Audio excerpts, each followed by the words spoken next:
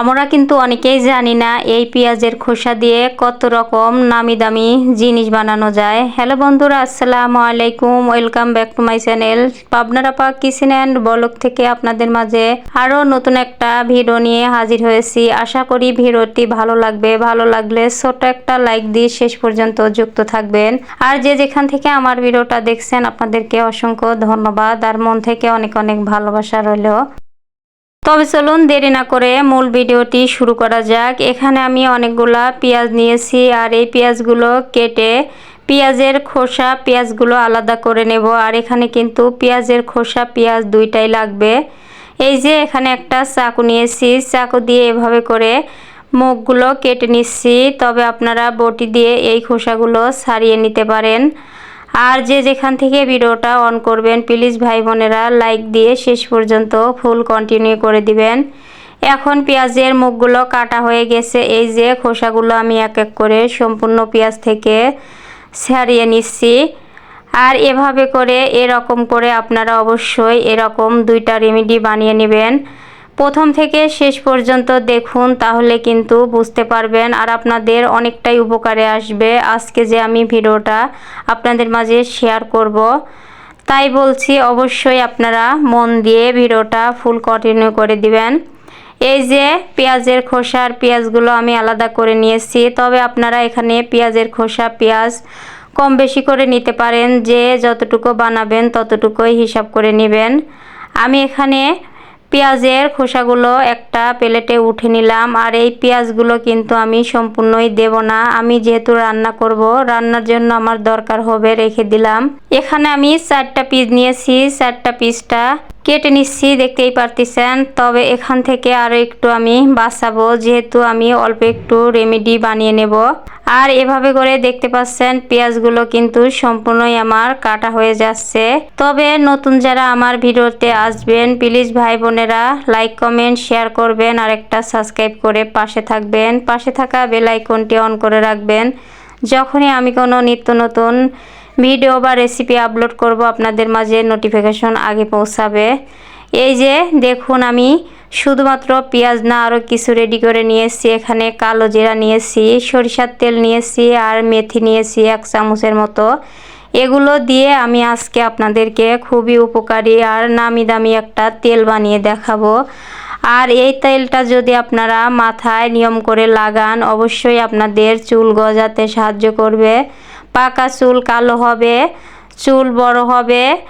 আবার অনেকের কিন্তু অকালে চুল পেকে যায়, তাদের কিন্তু অনেকটাই উপকারে আসবে।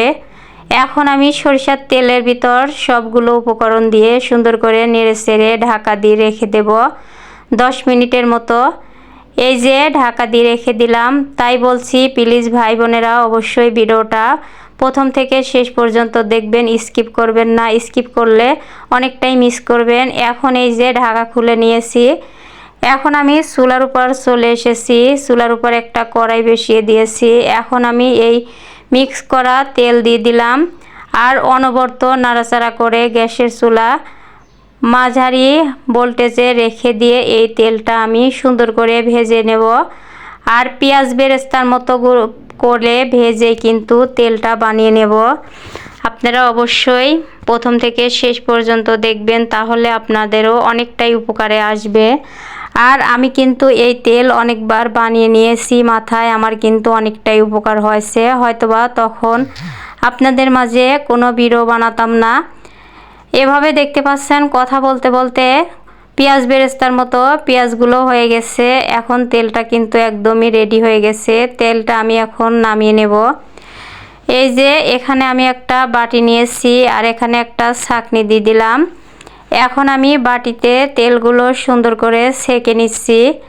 ছেঁকে নিয়ে সুন্দর করে এই পেঁয়াজের ভিতর থেকে চেপে চেপে তেল বের করে নেব। আর এখানে আবারও বলতেছি আপনারা বেশি করে বানিয়ে নর্মাল ফ্রিজে সংরক্ষণ করে এই তেলটা কিন্তু ব্যবহার করতে পারেন, অনেকটাই উপকারে আসবে, আপনাদের অনেকটাই কাজে লাগবে।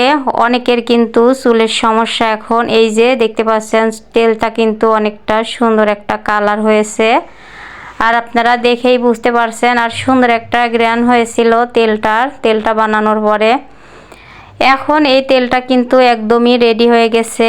এ পর্যায়ে এই যে তেলের ভিতর থেকে যে পেঁয়াজ বেরেস্তা বেরিয়েছে, এগুলো আপনারা ভর্তার সাথে খেতে পারেন, আবার ফেলেও দিতে পারেন, তবে যার যেটা মন চায় সেটা করবেন। এখন আমি আরেকটা রেমেডি আপনাদের মাঝে শেয়ার করব, যেহেতু তেল বানানোটা হয়ে গেছে আমার। এই যে তেলটা রেখে দিয়ে এখন আমি চুলার উপর আবার কড়াই বসিয়ে দিয়েছি। আর এই যে পেঁয়াজের খোসাগুলো রেখে দিয়েছিলাম, এই পেঁয়াজের খোসাগুলো সুন্দর করে আস্তে আস্তে অনবরত নাড়াচাড়া করে একদম কালো করে ভেজে নেব। যতক্ষণ পর্যন্ত কালো না হয় ততক্ষণ পর্যন্ত কিন্তু অনবরত নাড়াচাড়া করে এই রেমেডিটা বানিয়ে নেব। আর এই রেমেডিটা কিন্তু অনেকটাই উপকারে আসবে। গোসলের 1 থেকে 1.5 ঘন্টা আগে ব্যবহার করে আপনারা তারপরে শ্যাম্পু করে ফেলতে পারেন, মাশাআল্লাহ অনেকটাই উপকারে আসবে। আমি কিন্তু এই রেমেডিটাও ব্যবহার করেছি।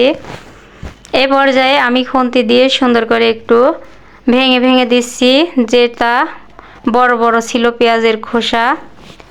এখন এভাবে করতে করতে দেখতেই পারছেন পেঁয়াজের খোসাগুলো কিন্তু একদম ভাজা হয়ে গেছে, কালারটা অনেকটাই পরিবর্তন হয়ে গেছে।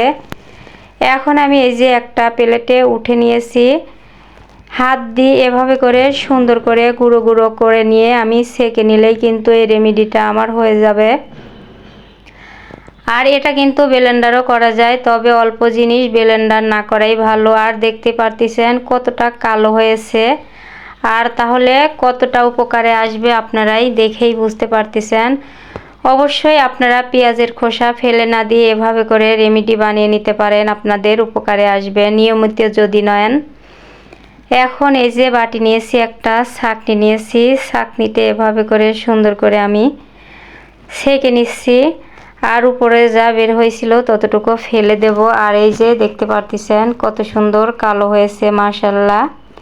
আর কতটা উপকারে আসবে অবশ্যই আপনারা একবার হলেও বাসায় ট্রাই করবেন। 2টা রেমেডি আপনাদের অনেকটাই উপকারে আসবে। আর এই যে আবারও দেখিয়ে দিচ্ছি কতটা কালা হয়েছে। এখানে আমি এই রেমেডিটা কিন্তু তেল দিয়ে বানিয়ে গোসলের আগে ব্যবহার করছিলাম। আর যে কোনো তেল দিয়ে আপনারা বানাতে পারেন, যে যেটা তেল ব্যবহার করেন। আমি যে তেলটা ব্যবহার করি সেখান থেকে আমি এই চামচের 2 চামচ তেল দিয়ে এই রেমেডিটা সুন্দর করে ভালো করে ফেটে ফেটে একটু মেখে নিলেই কিন্তু ভালো মতো তেলের সাথে মিক্স হয়ে যাবে। এই যে দেখতে পারতেছেন কতটা কালো হয়েছে। তবে আমার ভিডিওটি যে যেখান থেকে দেখছেন ভাই বোনেরা অবশ্যই আমাকে সাপোর্ট করবেন, আমার পাশে থাকবেন, ইনশাআল্লাহ আমিও আপনাদের পাশে আছি। আর আমার ভিডিও বা ভাইদের মাঝে যদি কোনো ভুল ত্রুটি হয়ে থাকে সবাই ক্ষমার দৃষ্টিতে দেখবেন। আর আজকের মতো এখানেই বিদায় নিচ্ছি, ততক্ষণে সবাই ভালো থাকবেন, সুস্থ থাকবেন। আল্লাহ হাফেজ, আসসালামু আলাইকুম।